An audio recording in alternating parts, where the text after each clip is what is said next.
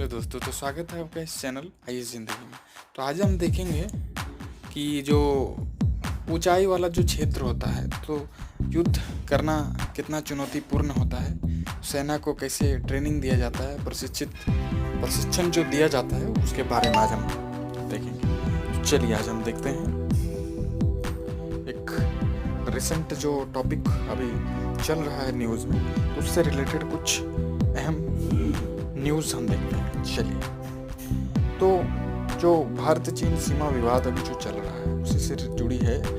तो उच्च ऊंचाई वाले जो युद्ध क्षेत्र है तो उसके बारे में हम देखते हैं कि जो उच्च ऊंचाई वाले जो युद्ध क्षेत्र और मौसम को ध्यान में रखते हुए लड़ा जाता है जो भी युद्ध होता है। उच्च ऊंचाई जो वाले युद्ध के लिए सैनिकों को जिस तरह के बुनियादी ढांचे और प्रशिक्षण की आवश्यकता होती है कोई प्रमुख कारक है।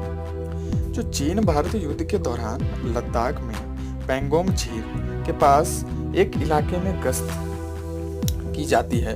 ये लद्दाख क्षेत्र जो है वो गलावन घाटी जो है भारतीय और चीनी सैनिकों के बीच में जो हिंसक गतिरोध और जो उच्च ऊंचाई वाले युद्ध क्षेत्र में और उन चुनौतियों को कैसे सामना किया जाता है, जो खासकर तब सामने आती है जब ऊंचाइयों पर लाभकारी स्थिति होती है। उच्च ऊंचाई वाले युद्ध कैसे लड़ा जाता है उसके बारे में देखते हैं।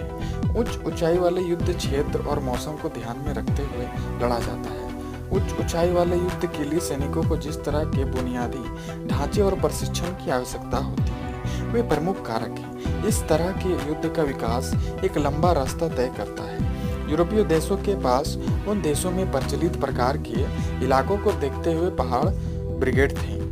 इलाके की कठोरता एक विशेष प्रकार के प्रशिक्षण के लिए सैनिकों को मानसिकता और के संदर्भ में तैयार करने के लिए बुलाती है। कारगिल के युद्ध और महावीर चक्र से सम्मानित कर्नल सोनम वांगचुक ने कहा, शुरू करने के लिए सैनिकों को पर्वतारोहण में बुनियादी और अग्रिम प्रशिक्षण में प्रशिक्षित किया जाता है जो कि लेह में स्थित है। समझा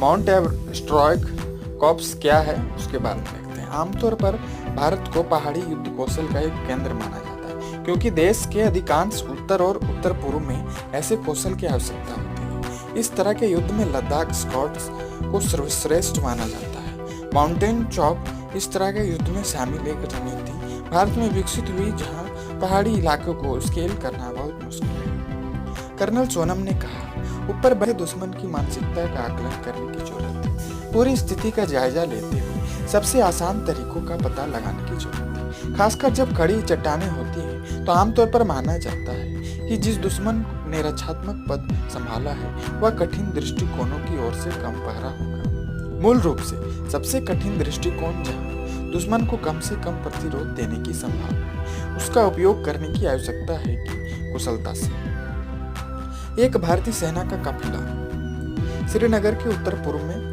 गगीर में श्रीनगर लद्दाख राजमार्ग पर चलता है।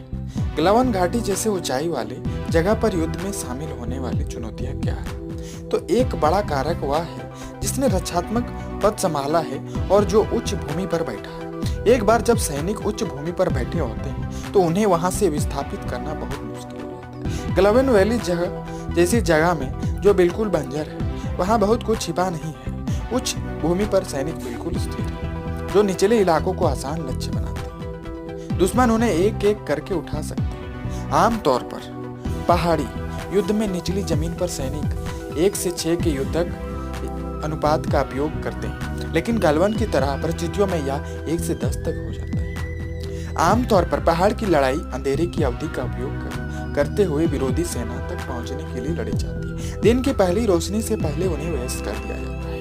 यदि सैनिकों के पास सुबह होने से पहले ऐसा करने की क्षमता, फिटनेस या रणनीति नहीं है तो यह एक खो कारण है। कर्नल सोनम ने कहा, कारगिल में स्थानीय सैनिकों ने शानदार साबित किया क्योंकि वे शानदार पर्वतारोही थे, लेकिन पर्याप्त प्रशिक्षित सैनिकों के बिना जो इलाकों से अच्छी तरह से वाकिफ हैं और उन्हें समुचित रूप से समान नहीं है, यह एक आसान खेल नहीं है। ऑक्सीजन की आपूर्ति में भारी कमी के बाद से पहला बड़ा कारक है विसंक्रमण। तो धन्यवाद दोस्तों इस वीडियो को देखने के लिए। वीडियो को लाइक कर दें, चैनल को सब्सक्राइब कर दें, बेल आइकन को भी प्रेस कर दें इसी तरह के इंटरेस्टिंग जो करंट न्यूज़ है उससे रिलेटेड अपडेट पाने के लिए। तो धन्यवाद दोस्तों।